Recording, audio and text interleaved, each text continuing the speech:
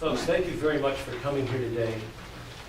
We are here on behalf of Virginians whom we have egregiously injured by force and operation of law. And this is a bad example. This is something that has to be rectified, not just with soothing words, but with actions of the Commonwealth in the form of a monetary award for restitution.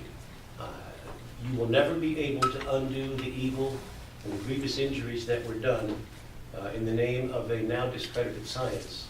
But we must do something in the interest of justice to do that, to show you how unique the circumstance is. Patrick Hope and I, Delegate Hope and I, probably agree on little, except this, and maybe some other things too. The time of day we disagreed on, but Color of the sky. color of the sky, we stand in front of sundials and dispute the time. But on this, we have no difference.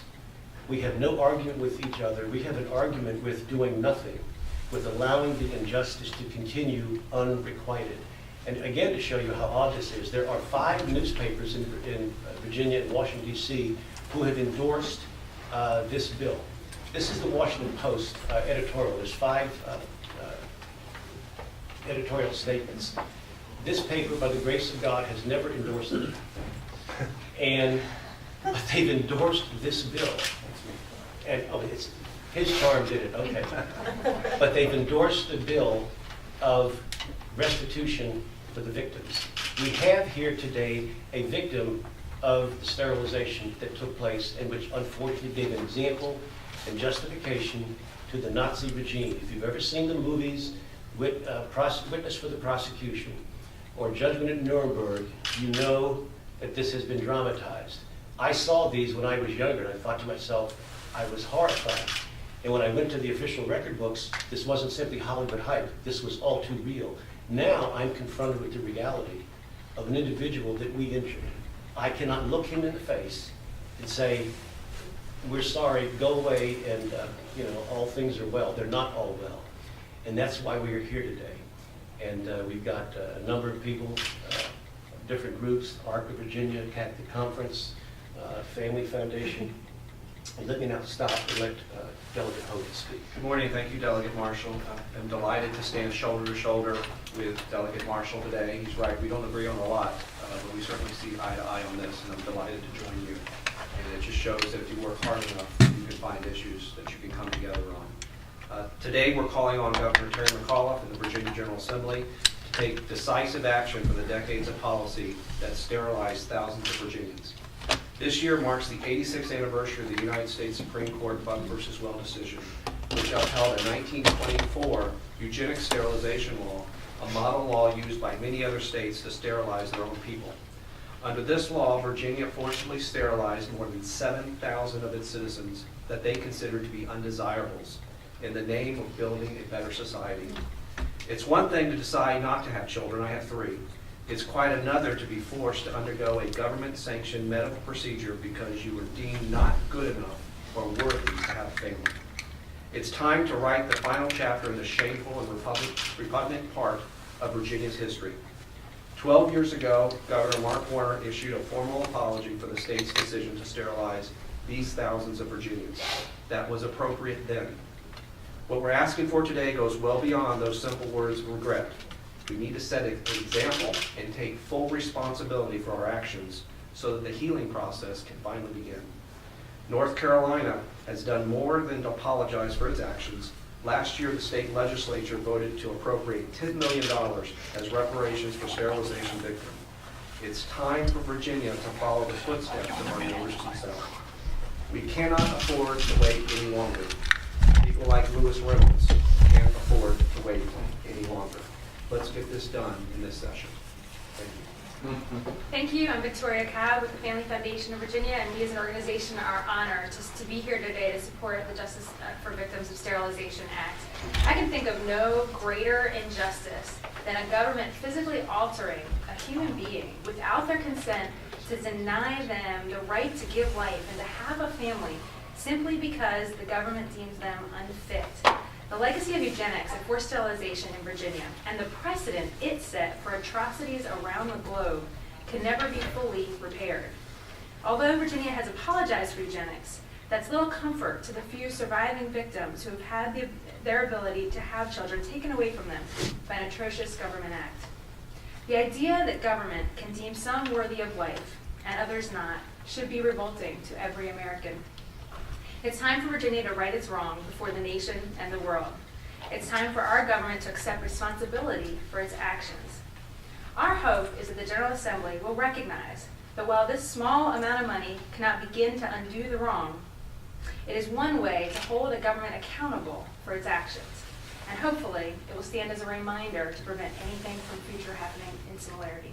Well, I'm Delegate Ben Klein from Rockbridge County. My district includes Amherst County, and has included the Central Virginia Training Center prior to redistricting. And so I have been keeping in touch with the individuals who are pushing this legislation, and I want to thank Delegate Marshall and Delegate Hope for their leadership on this issue. It is quite simply the right thing to do, and Virginia owes it to these victims to ensure that they are compensated for past injustices. And it's my hope that this legislation will pass and these individuals can be in some way compensated for for the wrong that Virginia did against them so many years ago. Thank you. Good morning. My name is Jamie LeBon. I'm the Executive Director with the ARC of Virginia. We're a statewide organization for people with developmental disabilities and their families. On behalf of the ARC, we thank Delegate Hope and Delegate Marshall for their leadership on this issue. The eugenics movement was part of a dark history of injustice to people with intellectual and developmental disabilities here in Virginia. We hope that Virginia will move forward with the important effort to provide compensation to victims of this involuntary sterilization. Good morning, Jeff Caruso, Executive Director of the Virginia Catholic Conference, on behalf of Arlington Bishop Paul Laverty and Richmond Bishop Francis Di Lorenzo and their two dioceses. Families are the basic building block of society. Building a family is a great blessing, and denying people this chance is fundamentally counter to our understanding of America as a land of freedom and opportunity. Virginia's policy of forced sterilization was inhumane and must be repudiated in the strongest terms. While no amount of money will ever repair the harm done or adequately compensate the victims for their loss, the Commonwealth finally should provide some restitution as a matter of justice. I'm Sergeant Reynolds. I've served my country for 30 years in the United States Marine Corps. I never dreamed that something like this would happen to me, so I couldn't have a family in my life. I know a lot of y'all out there got a family, probably got grandchildren, and I'm happy for y'all. I only wish I could have one. I wonder what kind of father would I make if I had a family. But I do not have one. I love all of y'all. I love everybody in the world, and I pray for you every night. And I hope and pray the Lord will help me somewhere now. Thank you.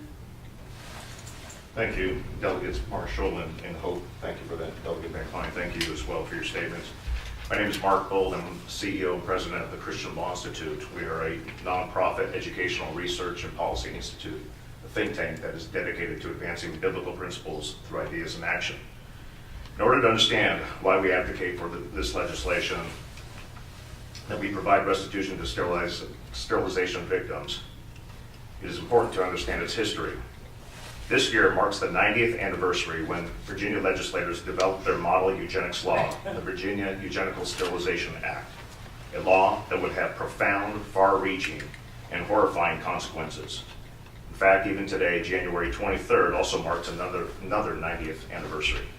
On January 23rd, 1924, a young girl from Charlottesville, Virginia, named Carrie Buck was hauled into court and declared feeble-minded, and then stripped away from her community and committed to the Virginia colony for the epileptic and feeble-minded. 3 years later, with Carrie's appeals exhausted, the court gave its blessings to Virginia's law. Carrie Buck became the first person to be involuntarily sterilized under Virginia's eugenics law, and government officials praised that decision. In fact, I want to, if you don't mind here.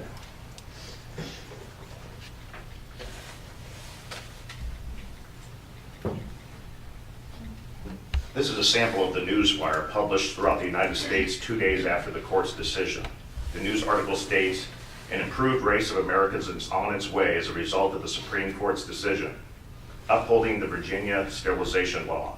In fact, Dr. Claude C. Pierce, acting Surgeon General of the United States, celebrated the court's decision, saying, quote, "The more unfit rendered sterile, the more rapid will be the development of a race of supermen in America. The Supreme Court's decision is a step towards super race, although it is but a feeble step," end quote.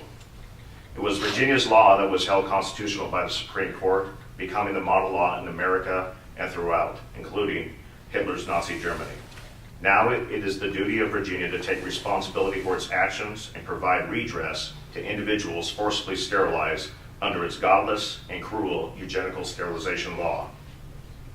Virginia's sterilization law was the most egregious government taking in its history. Virginia went outside its God-given jurisdiction and forcibly snatched away its citizens' liberty and their posterity solely in order to effectuate its own man-centered, selfish Superman society. And those victims are still alive today, continue to live with this egregious, ongoing, direct harm. Restitution is not an entitlement program, nor is it a benefit. Restitution is about justice and honor.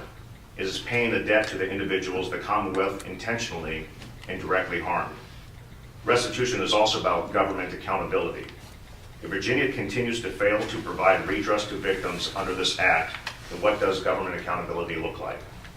It is difficult to think of anything more dangerous than a government who refuses to be held accountable for its egregious actions of purifying the human race by the aggressive implementation of procedures designed to kill off its own citizens. This is a tyrannical government. Frankly, those who deny restitution not only condone, but support such a leviathan, the ultimate sovereign, the ultimate nanny state. The only way to hold the government accountable is monetarily. Restitution to victims is about justice and honor to those who were harmed, and accountability through sanctions and payment against those who caused that harm. We see examples of this not only in our laws, but examples in other government injustices.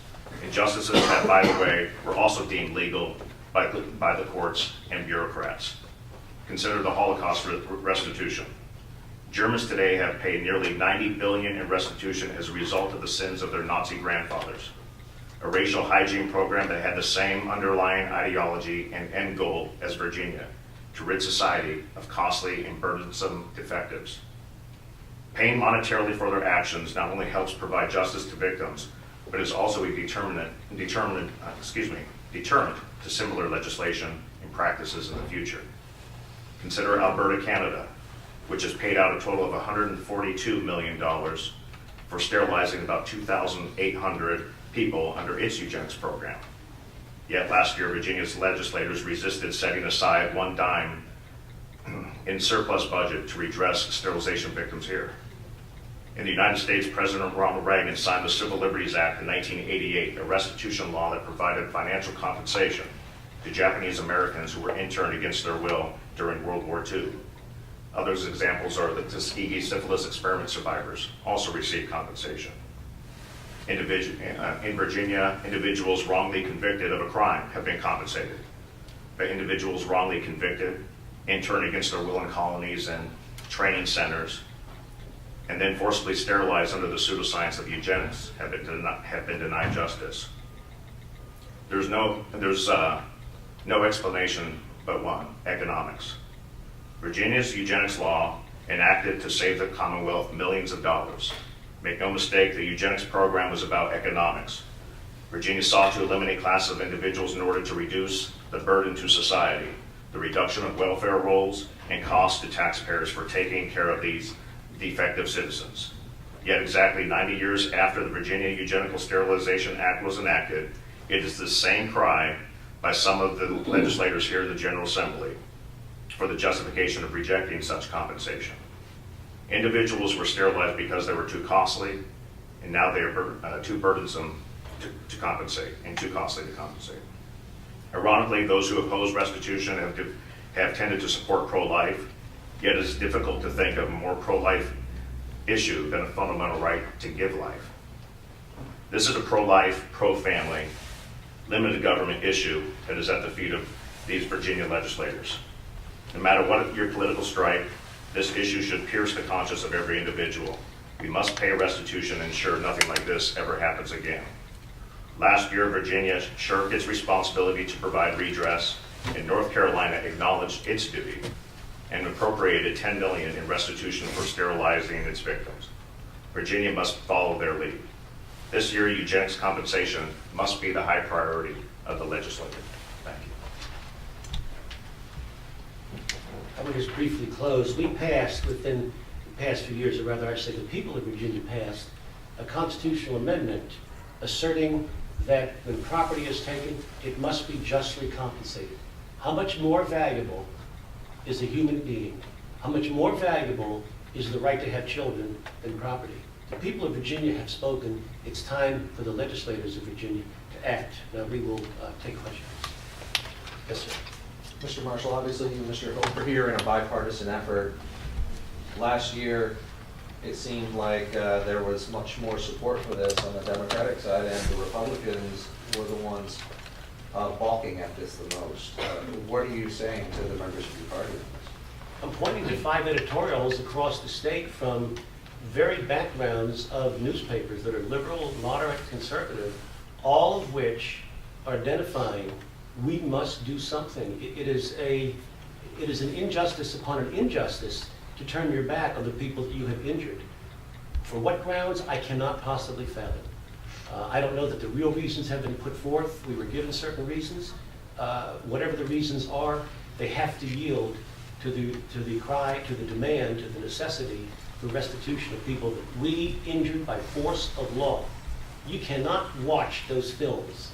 I mean, it was so shocking to me as a younger person in the 1960s to see a Nazi lawyer defend his actions of the medical experimentations, and to the great embarrassment of the Allied prosecutors by referencing a United States Supreme Court decision. I mean, that's the first time I ran into that. Later, I used to haunt used bookstores. I picked up some of the volumes of the trials at Nuremberg. I looked, this wasn't Hollywood hype. This was actual fact. We need to provide restitution. I can't say it loud enough, long enough, or hard enough that this must be honored. I mean, to delay is a very cynical game to hope that nature takes its toll. We don't have to pay. I find that kind of action just is not worthy of a group of legislators who are here to secure the common good. Mark, how many victims have been identified to date? I know you guys are constantly putting out the call looking for more. That's right. With all of our efforts so far, we've had less than a dozen individuals come forward. So, and you know how many stories you've all been publishing out there, so who knows how many survivors we have. There's the concern that the cost for this, the cost estimates that have been done here could run into tens of millions of dollars, and you're talking $50,000 for right now 12. You don't know how many more are out there. Yeah, that's right. North Carolina, their program was more egregious during the 50s and 60s, and so by default you would think that more individuals are alive. In North Carolina's program, less than 180 individuals have come forward. And here, Virginia's program was very aggressive between 1924 and 1948. So after we learned what Nazi Germany did regarding this ideology, eugenics, we reconsidered here in Virginia. Not to say we continued it until 1979, but that said, we dramatically slowed down. So by logic and let's say actuary tables, very few people would thus be alive. So last year they came up with some numbers to kill the bill, but there's really no support behind those numbers. No, I found the rationale used by the Department of Planning and Budget to be very spurious when given average lifespans of other people. Their projection of the number of people who are alive, I would suggest, was significantly overstated. Moreover, even if alive, we don't know where they live. Are they going to be able to come here? Might they be too embarrassed to do something? I don't know. In any case, money should not be an impediment to justice. This is equal justice under law, not equal justice if you're rich, if you're well-connected, if you're powerful. That's what this country is supposed to be about. And when you look at the flag of Virginia, thus always to tyrants, what are we doing, not to tyrants, but to citizens? The cost to the world of Virginia's sterilization program was measured in millions of lives, in untold calamity in Europe and in the United States. We need to have restitution.